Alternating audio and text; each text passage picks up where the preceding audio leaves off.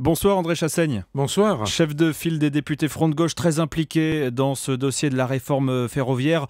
On voit que le mouvement s'essouffle un peu, s'étiole un petit peu, le travail commence à reprendre. Est-ce que cette grève aura servi à quelque chose ?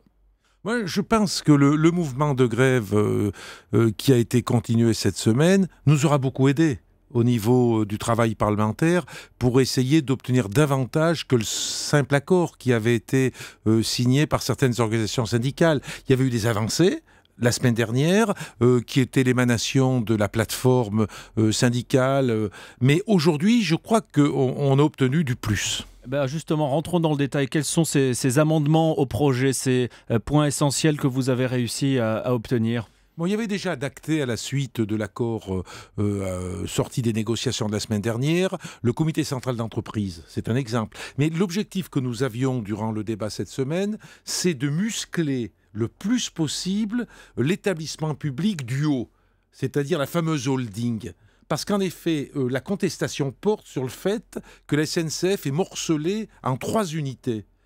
2 unités filles, une unité qui s'occupe de l'infrastructure, du réseau, l'autre qui s'occupe du transport, de la mobilité, et au-dessus, l'établissement public maire, qui chapeaute tout ça. Nous, ce que nous voulions, pour éviter qu'un jour, il y ait la coupure en deux, d'un côté l'infrastructure, de l'autre côté la mobilité, on a voulu muscler, conforter l'établissement du haut. Donc on a par exemple réussi à faire valoir que l'employeur était un employeur unique. Que l'employeur unique, il est là-haut. C'est-à-dire qu'un cheminot, qu'il travaille sur les infrastructures, qu'il travaille avec les voyageurs, il dépend du même établissement qu'est l'établissement central. C'était extrêmement important. Donc on a eu toute une série d'amendements pour aller dans ce sens. C'est le mieux qu'on pouvait obtenir. Maintenant, il faut arrêter, reprendre le boulot et revenir à ses affaires normales. Je crois que malheureusement, le texte de loi tel qu'il nous a été présenté ne correspondait absolument pas à ce qu'on attendait. Nous, ce qu'on aurait voulu, c'est un véritable service public, avec un pôle public unifié. C'est ça ce que l'on voulait. Une SNCF forte, qui risque pas demain d'être démantelée. Malheureusement, le gouvernement nous a présenté un projet différent avec 3 structures. Aujourd'hui, le rôle de députés tel que les députés Front de Gauche, c'est de faire évoluer le texte de loi. Mais les cheminots attendaient beaucoup plus. C'est ça, mais quand on fait le bilan entre ce qu'on pouvait espérer, ce qu'on attendait et ce qu'on a obtenu, est-ce que les cheminots qui ont décidé de reconduire le mouvement encore demain vendredi, qu'est-ce que vous leur dites ? Vous leur dites, bon les gars, je suis désolé, j'ai fait tout ce que j'ai pu pour vous à l'Assemblée, mais vous n'aurez pas plus, ne rêvez pas, il faut s'arrêter, reprendre le travail ou pas ? Moi je leur dis surtout pas ça. D'abord, je tiens à préciser que j'ai beaucoup de respect pour le droit de grève, qui est un droit fondamental, qui est un droit constitutionnel. Et donc, je ne vais pas porter une appréciation de ce genre. Je dis, comme politique, comme député du peuple, avec mes collègues, j'ai fait mon boulot en quelque sorte. C'est-à-dire, je me suis battu sur toute une série d'amendements.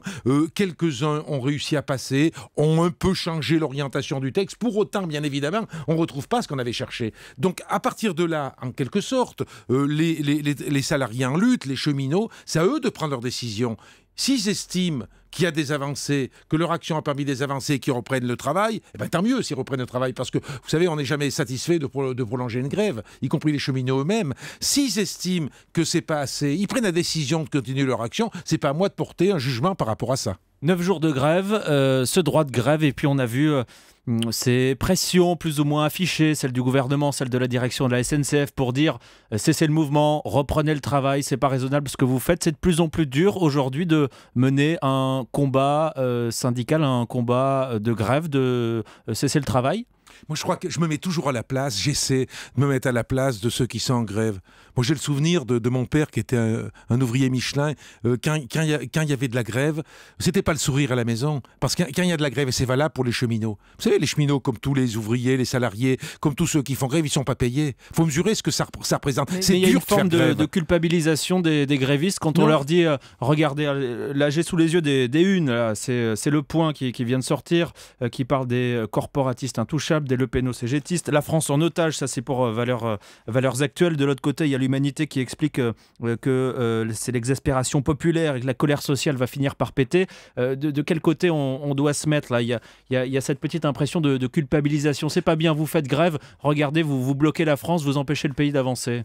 Moi, je crois qu'aujourd'hui, il y a une véritable bataille idéologique, parce que les grévistes, Ils sont pas là seulement pour défendre leurs intérêts. C'est vrai que c'est normal, ils défendent les intérêts de leur profession, mais pour autant, et notamment dans le cadre de la grève qui a lieu à la SNCF, ils défendent aussi l'intérêt général. Parce que qu'est-ce qu'ils disent? Ils disent que la loi telle qu'elle est en train de discuter, la loi telle qu'elle va être votée mardi prochain, elle aura des conséquences. Elle aura des conséquences pour les usagers, avec l'augmentation des tarifs, avec des conséquences sur la qualité du service. Ça aura des conséquences aussi sur des investissements qu'on ne pourra pas faire, parce que un des problèmes de ce texte de loi, c'est que la SNCF va traîner avec elle plus de 40 milliards de dettes qui auraient dû revenir à l'État. Comment vous voulez qu'aujourd'hui les cheminots applaudissent à ce type de projet? Donc il faut bien comprendre que leur lutte, c'est pas une lutte corporatiste, égoïste, c'est une lutte qui est une lutte pour l'intérêt général. C'est ce que j'essaie d'expliquer. Je sais que c'est dur, parce que l'immense majorité des Françaises et des Français sont opposés